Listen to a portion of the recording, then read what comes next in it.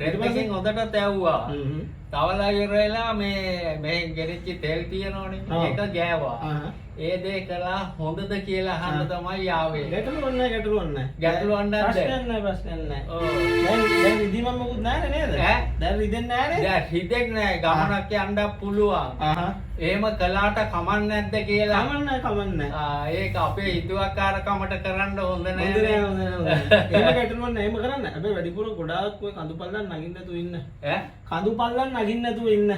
හොඳයි. තන්නේ වගේ ඇවිදින්න අර වගේ දේවල් කරන්න යන්න එපා. ආයි ලයිට් එක දාන්න යන්න එපා. අනේ නෑ. හොඳයි. ඔයාට බොහොම ස්තුතියි මං තනිප කළාට ඉක්මනට. දැන් අපේ පුතා එහෙමත් ආවා. තව දුවක් ආවා මේ කකුල අමාරුවකට බෙහෙත් දාන්න. හරි. ඔව් කිව්වා. මට කිව්වා. ඔව් ඒක පරිස්සමෙන් ඉන්න. හොඳමයි. දැන් අර වයසත් එක්ක ඔය හරි උඩ ගෙහෙම ගියොත් එම වැටුනොත් එම කකුල් ටක් ගාලා ඩැමේජ් වෙන්න පුළුවන්. බිඳෙන්න පුළුවන්. ඒ නිසා වැඩිපුර උඩ නගින්න එපා. නෑ. කොල්ල කාලේ කරපුවා යන්න. ඔව් ඒක හොඳයි. පරිස්සම් වෙලා ඒ විදිහට කරගන්න. හොඳයි. එහෙනම් ගිහිල්ලා එන්න. හොඳයි. බොහොම ස්තුතියි. හරි. හොඳයි. මොකද මම බෙහෙත කළා